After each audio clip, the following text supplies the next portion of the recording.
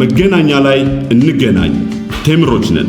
መገናኛ የካ ክፍለ ከተማ ጀርባ ላይ አዲስ ሳይት ይዘንላችሁ መጥተናል። ከባለ 1 መኝታ 60 ካሬ ጀምሮ እስከ ባለ 3 መኝታ 145 ካሬ አማራጮች በልዩ አከፋፈል በ40 60 60%ቱን ቁልፉን ስናስረክቦ ይከፍሉናል። በ20/80 80%ቱን በ15 ዙር በግንባታ ሂደት ይከፍሉናል። 100% ለሚከፍሉ ደንበኞቻችን የ35% ልዩ ቅናሽ እናደርግሎታለን።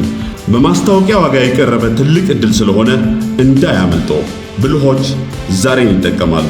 ለበለጠ መረጃ በ0960 62 88 88 ቴምር ፕሮፐርቲስ የህልሞ ማረፊያ። ጤና ይስጥልን አድማጮች፣ ይህ አዋዜ ልዩ ላልሰማችሁ ነው። ከመረጃዎቹ ጋር አብርሃም መኳንንት ነኝ። የሶማሊያ ሰራዊት ከታጣቂዎች ጋር ከባድ የተባለ ውጊያ ማድረጋቸው ተሰማ። ይህንን ውጊያ ተከትሎም ሰራዊቱ በታጣቂዎች እጅ ውስጥ የነበረች ከተማን ነፃ ማውጣቱ ተነግሯል። በሊቢያ መዲና ትሪፖሊ ምስራቃዊ ዳርቻ ላይ አንዲት ጀልባ መስጠሟን ተከትሎ የበርካታ ሰዎች ህይወት አልፏል። በርካቶችም የት እንደደረሱ አልታወቅም ተብሏል። ኢራን የተጣለብኝ ማዕቀብና የባህር እገዳ ካልተነሳ መስመሩ ተዘግቶ ይቆያል ስትል አሜሪካን አስጠንቅቃለች። እነዚህና ሌሎች ጉዳዮችን ጨምረን በዝርዝር እናስደምጣችኋለን። አብራችሁን ቆዩም።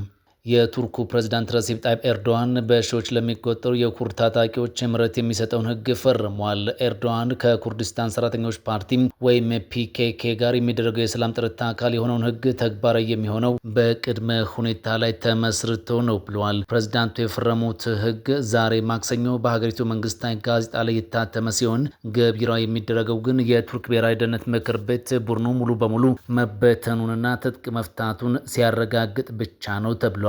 የሀገሪቱ ፓርላማ ባለፈው ሳምንት ረቂቅ ህጉን በከፍተኛ ድምፅ ማጽደቁ ይታወሳል። ህጉ በተፈረደባቸው የፒኬኬ አባላት ላይ የተወሰኑ የእስራት ቅጣቶችን ያነሳ ሲሆን በሌሎች ላይ ደግሞ እንደ ወንጀሉ ክብደት እየታየ የሚካሄዱ ምርመራዎችና ችሎቶችን ከ5 እስከ 10 ዓመታት ያራዝማል። በዚህም በእነዚህ ጊዜያት ውስጥ ግለሰቦቹ ድጋሚ ወንጀል ካልፈጸሙ ባለስልጣናቱ የተመሰረቱባቸውን ክሶች ያቋርጡላቸዋል። ፕሬዚዳንት ኤርዶሃን ዛሬ በይፋ የፈረሙት ህጉ የቡድኑን ትጥቅ የመፍታት ሂደት የሚቆጣጠር ኮሚቴ የሚያቋቁም ሲሆን የመጀመሪያውን ስብሰባ በሚቀጥለው ሳምንት ያደርጋል ተብሎም ይጠበቃል። ባለፈው ዓመት በቱርክና በምዕራባውያን ወዳጆቿ ዘንድ በአሸባሪነት የተፈረጀው ፒኬኬ በእስር ላይ የሚገኙ መሪያቸው አብዱላህ ኦጃላን ባቀረቡት ጥሪ መሰረት ለመበተን መወሰኑን አስታውቆ ነበር። እንደዚያም ሆኖ ግን ኦጃላንና ሌሎች ቁልፍ የፒኬኬ አመራሮች አሁን በይፋ ከተደረገው ምህረት ውጭ መሆናቸውን የተሰማው የፒኬኬ አንዳንድ ታጣቂዎች ቀደም ሲል ቡድኑ መሸሸጊያ ባደረገበት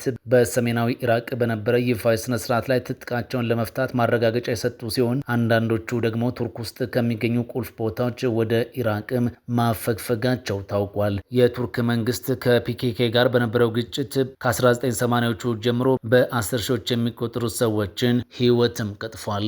በሊቢያ መዲና ትሪፖሊ ምስራቃዊ ዳርቻ ላይ አንዲት ጀልባ መስጠሟን ተከትሎ የበርካታ ሰዎች ህይወት አልፏል። በርካቶች የት እንደደረሱ አልታወቀም ተብሏል። አደጋውን ተከትሎ የህይወት አድን ሰራተኞች ባለፉት 2 ቀናት የ9 ሰዎች አስክሬን ከባህር ውስጥ ማውጣታቸውን የትሪፖሊ የቀይ መስቀል ማህበር አስታውቋል። ቀይ መስቀል ትላንት ሰኞ ማታ ባወጣው መግለጫ እንዳለው አስክሬኖቹ ከትሪፖሊ 22 ኪሎ ሜትር ርቀት ላይ ከምትገኘው ታጁራ ከተባለች የባህር ዳርቻ እንደተገኙ አስታውቋል። ጀልባዋ በወቅቱ ወደ 19 የሚጠጉ ሰዎችን አሳፍራ እንደነበር የገለጹት የአካባቢው ባለስልጣናት ተጨማሪ አስክሬኖች ወደ ዳርቻው ሊወጡ ይችላሉም ብለዋል። የትሪፖሊ ቀይ መስቀል የአደጋ ሰለባዎችን ፍለጋና የማውጣት ስራው ከሚመለከታቸው አካላት ጋር በመቀናጀት መቀጠሉንም ገልጿል።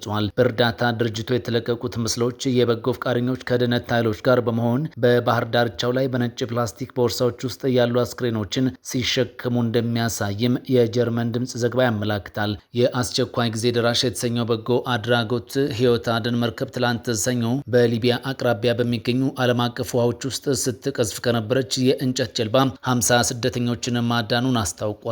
በህይወት አድን ስምሪት ወቅት ሌሎች 7 ሰዎች ሞተው መገኘታቸውንም አመልክቷል። ኢራን የተጣለብኝ ማዕቀብና የባህር እገዳ ካልተነሳ መስመሩ ተዘግቶ ይቆያል ስትል አሜሪካን አስጠንቅቃለች። በዓለም አቀፉ የኃይል አቅርቦት ላይ ትልቅ ስጋት የደቀነው በመካከለኛው ምስራቅ ያለው ውጥረት ይበልጥ ባየለበት በዚህ ሰዓት ኢራን ስትራቴጂካዊ የነዳጅ ማስተላለፊያ የሆነውን የሆርሙዝ መስመር ዝግ አድርጋ እንደምትቀጥል ይፋ አድርጋለች። ቴህራን ውሳኔውን ያስታወቀችው ዋሽንግተን በሰኔ ወር በተፈረመው ጊዜያዊ ስምምነት መሰረት የገባቸውን ውሎችና ቅድመ ሁኔታዎች አልፈጸመችም በሚል ነው። የኢራን ብሔራዊ ብሔራዊ ደህንነት ከፍተኛ ምክር ቤትና የኢስላሚክ አብዮታዊ ዘብ ባወጡት መግለጫ አሜሪካ በኢራን ወደቦች ላይ ጣለችውን የባህር ኃይል እገዳ ካላነሳች፣ ኢኮኖሚያዊ ማዕቀቦችን ካልሻረችና በጦርነቱ የደረሱ ጉዳቶችን ካልካሰች በስተቀር መስመሩ ክፍት እንደማይሆን አስታውቀዋል። በመንግስታቱ ድርጅትና በክልላዊ አደራዳሪዎች አሰናጅነት በሁለቱ ሀገራት መካከል የተደረሰው የ60 ቀናት ጊዜያዊ ተኩስ ማቆምና የውይይት ጊዜ ገደብ በዚህ ሳምንት መጠናቀቁን ተከትሎ ሁለቱም ወገኖች እርስ በርስ በመካሰስ ላይ ይገኛሉ።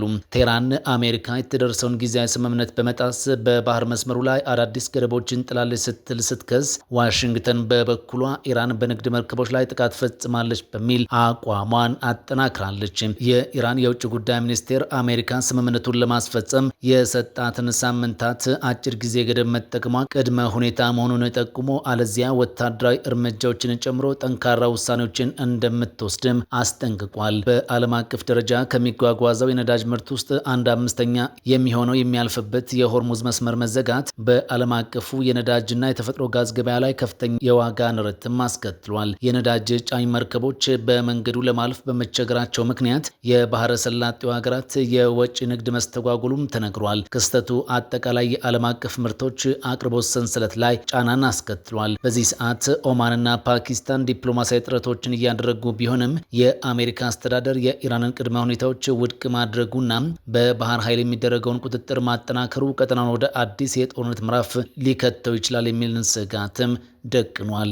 የሶማሊያ ሰራዊት በባይዶአ ከተማ ከተካሄደ ከባድ ውጊያ በኋላ ታጣቂዎችን ከከተማዋ ማስወጣቱ ተነገረም። የሶማሊያ ፌዴራል ሰራዊት ትላንት ሰኞ በሀገሪቱ ካሉ ትልልቅ ከተሞች መካከል አንዷ በሆነችው ባይዶአ ውስጥ የበርካታ ሰዎችን ሕይወት የቀጠፈ ከባድ ውጊያ ካካሄደ በኋላ የተቃዋሚ ኃይሎችን ከከተማዋ ማስወጣቱን የአካባቢው ነዋሪዎች ለሮይተርስ ተናግረዋል። በሌሎች አካባቢዎች በተከሰተ ግጭትና ረሃብ ምክንያት የተፈናቀሉ በመቶ ሺዎች የሚቆጠሩ ሰዎችን ያስጠለለችው ባይዶአ በፌዴራል ወታደሮችና ለቀድሞ የደቡብ ምዕራብ ሶማሊያ ክልል ፕሬዝዳንት አብዲ አዚዝ ሐሰን መሐመድ ታማኝ በሆኑ ኃይሎች መካከል ለሰዓታት ውጊያ ማስተናግዳለች። ትላንት ሰኞ በከተማዋ ማዕከል የተካሄደው ውጊያ ከባለፈው መጋቢት ወር ወዲህ እጅግ ከባድ እንደነበርም ነዋሪዎች አንስተዋል። በወቅቱ የላፍታ ጋሬን አስተዳደር ከፌዴራል መንግስት ጋር የነበረውን ግንኙነት ማቋረጡን ማስታወቁን ተከትሎ የፌዴራል ኃይሎች ከተማዋን በቁጥጥር ስር የዋሉ ሲሆን ላፍታ ጋሬንም ከስልጣናቸው ለቋል። ለሁለት አስርት ዓመታት የዘለቀውን የአልሸባብን እንቅስቃሴ ለመግታትና የረሃብ አደጋን ለመከላከል በመታገል ላይ የሚገኘው የሶማሊያ ፌዴራል መንግስት ከክልል አስተዳደሮች በትጥቅ የተደገፈ ተቃውሞ ገጥሞታል። የክልል ባለስልጣናት የሞቃዲሾ መንግስት በክልል ምርጫዎች ላይ ጣልቃ የሚገባበትን አሰራር ውድቅ ያደረጉ ሲሆን ስልጣንን በስራ አስፈጻሚ እጅ ብቻ ያደርጋል ያሏቸውን ህገ መንግስታዊ ማሻሻያዎችም አንቀበልም ብለዋል። የሶማሊያ መከላከያ ሚኒስቴር ባወጣው መግለጫ በባይዶ የሚገኙ ወታደሮቹ ፈንጂ የጫኑ ተሽከርካሪዎችን በተጠቀሙ ታጣቂዎች ጥቃት እንደተሰነዘረባቸው ገልጿል። ሚኒስቴሩ አክሎም ወታደሮቹ ጥቃት አድራሾቹን ከባይዶዋ ያስወጡ ሲሆን ከነሱ መካከል 30 ያህሉ መገደላቸውም ታውቋል። በማህበራዊ ሚዲያ የተሰራጩና በሮይተርስ የተረጋገጡ ተንቀሳቃሽ ምስሎች የፌዴራል ወታደሮች ተሽከርካሪ ላይ ሆነው ሲተኩሱና ሰዎች ጉዳት የደረሰባቸውን ሰላማዊ ዜጎች በመንገድ ላይ ሲሸከሙ አሳይቷል። 4 የባይዶዋ ነዋሪዎች የፌዴራል ሰራዊቱ የተቃዋሚ ታጣቂዎችን ከከተማዋ ማስወጣቱን ገልጸው የሰዎች አስክሬንም ማየታቸውን ተናግሯል። የአካባቢው ሀገር ሽማግሌ ፋራህ ኢብራሂም ለሮይተርስ እንደገለጹት 4 ሰላማዊ ሰዎችንና ከሁለቱም ወገን የሆኑ 6 ወታደሮችን ጨምሮ የ10 ሰዎችን አስክሬን አይቻለሁ ብለዋል። ባይዶአ በዚህ ሰዓት አሳሳቢ ለሆነ የሰብአዊ እርዳታ እጥረት የተጋለጠች ሲሆን ድንበር የለሽ የሐኪሞች ቡድን በሐምሌ ወር ባካሄደው ጥናት መሰረት በተፈናቃይ ጣቢያዎች ውስጥ ከሚገኙ 4 ህጻናት መካከል አንዱ ለከፍተኛ የምግብ እጥረት የተጋለጠ ነው። በሆርሙዝ ወሽመጥ በኩል ለማለፍ የሞከረ ነዳጅ ጫኝ መርከብ ማንነቱ ባልታወቀ ተወንጫፊ ተመቷል። ዛሬ ማክሰኞ ማለዳ በሆርሙዝ በኩል ለማለፍ የሞከረ የነዳጅ ጫኝ መርከብ ምንነቱ ባልታወቀ ተወንጫፊ መመታቱን የዩናይትድ ኪንግደም ባህር ትራንስፖርት ይፋ አድርጓል። የባህር ትራንስፖርቱ ባወጣው መግለጫ የኩባንያው የደህንነት ባለሙያ በሆርሙዝ ወሽመጥ በኩል ለማለፍ ሲሞክር መርከቡ ባልታወቀ ተወንጫፊ መመታቱን አስታውቋል። በጥቃቱ የመርከቡ ሞተር የተመታ ሲሆን ሰራተኞችም ላይ ጉዳት ደርሷል ብሏል። የመርከቧ ቀሪ ሰራተኞች በኦማን የባህር ዳርቻ ጠባቂዎች ድጋፍ እየተደረገላቸው መሆኑን ጨምሮም አስታውቋል። ባለስልጣናት ክስተቱን ለማጣራት እየሞከሩ እንደሚገኙ የተገለጸ ሲሆን በጥቃቱ አካባቢ ላይ ስለደረሰ ተጨማሪ ጉዳት ምንም የተባለ ነገር የለም።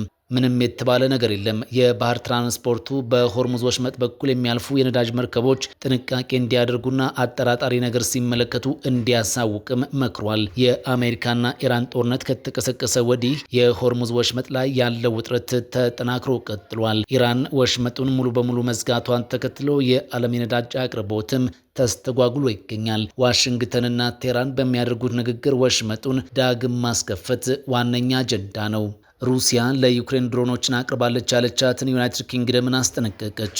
ሩሲያ በዩክሬን ያለው ቀውስ እንዲባባስ ሆን ብላ እየሰራች ነው ስትል ዩናይትድ ኪንግደምን ከሳለች። አገሪቷ ይህንን ያለችው የሩሲያን ኢላማዎችን ለመምታት ብሪታንያ ሰራሽ ድሮኖች ጥቅም ላይ መዋላቸው ከተረጋገጠ በኋላ ነው። በዩኬ ያለው የሩሲያ ኤምባሲ ባወጣው መግለጫ ዩናይትድ ኪንግደም በደም አፋሳሽ ወንጀል እና የሽብር ጥቃት አጋርና ተባባሪ እየሆነች ነው ብሏል። ምላሽ የሚያስፈልገው የለንደን ድርጊት መዘዝ ማስከተሉ አይቀሬ ነው ያለው መግለጫው ዩኬ በግጭቱ ያላት ተሳትፎ እየጨመረ በመጣ ቁጥር የምትከፍለውን ዋጋ እንደሚያከፋው አስጠንቅቋል። ሩሲያ ያቀረበችውን ክስ ተከትሎ የዩኬ መከላከያ ሚኒስቴር ቃል አቀባይ በሰጡት ምላሽ ብሪታንያ ከዩክሬን ጎን ትቆማለች ሲሉ ለቢቢሲ ተናግረዋል። መንግስት ሩሲያ በዩክሬን በዩኬና በአጋሮቻችን ላይ የፈጸመች ባለችው እብሪት በተቃራኒ መቆሙን ሩሲያ መጠራጠር የለባትም ሲሉም በመግለጫቸው ላይ አቋማቸውን አንስተዋል። ጨምሮም ዩኬ ዩክሬን ከሩሲያው ፕሬዝዳንት ቭላዲሚር ፑቲን ህገወጥ ወረራ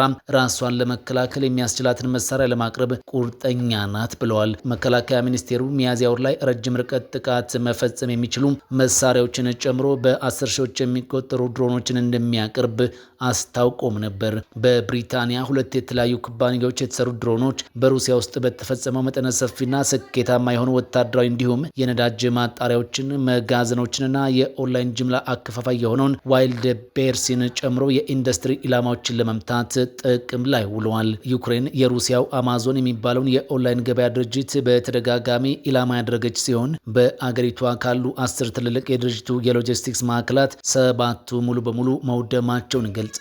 በእነዚህ $35 ቢሊዮን የኢኮኖሚ ጉዳት አድርሷል በተባሉ ጥቃቶች የዩኬ ድሮኖች ጥቅም ላይ መዋላቸውን ወታደራዊ ምንጮችም ለቢቢሲ አረጋግጧል። ሩሲያ በዩክሬን ላይ ሙሉ ወረራ የከፈተችው ከ4 ዓመታት በፊት ሲሆን አሁን ላይ 1/5ኛውን የዩክሬንን ክፍል ተቆጣጥራም ትገኛለች። የውጭ ጉዳይ ሚኒስቴሯ ቃል አቀባይ ማሪያ ዛካሮቫ በሮስቶቭ ክልል የሚገኘውን የነዳጅ ማከማቻ ጨምሮ የሩሲያን ግዛት ለማጥቃት የዩኬ ሰራሽ ድሮኖች ጥቅም ላይ ውለዋልም ብለዋል። ሞስኮ ለዩኬ ማስጠንቀቂያ የሰጠችውም ዩክሬን በሩሲያ ላይ ተከታታይ ጥቃት ከፈጸመች በኋላ ነው። ሰኞ ዕለት በተፈጸመው ጥቃት ብቻ 9 ሰዎች ሲገደሉ አንድ ሕፃንን ጨምሮ 23 ሰዎች ላይ ደግሞ ጉዳትም ደርሷል። መገናኛ ላይ እንገናኝ። ቴምሮች ነን። መገናኛ የካ ክፍለ ከተማ ጀርባ ላይ አዲስ ሳይት ይዘንላችሁ መጥተናል። ከባለ 1 መኝታ 60 ካሬ ጀምሮ እስከ ባለ 3 መኝታ 145 ካሬ አማራጮች በልዩ አከፋፈል በ40/60 60%ቱን ቁልፉን ስናስረክቦ ይከፍሉናል። በ20/80 80%ቱን በ15 ዙር በግንባታ ሂደት ይከፍሉናል። 100% ለሚከፍሉ ደንበኞቻችን የ35% ልዩ ቅናሽ እናደርግሎታለን። በማስታወቂያ ዋጋ የቀረበ ትልቅ ዕድል ስለሆነ እንዳያመልጦ። ብልሆች ዛሬን ይጠቀማሉ። ለበለጠ መረጃ በ0960 62 88 88 ቴምር ፕሮፐርቲስ የህልሞ ማረፊያ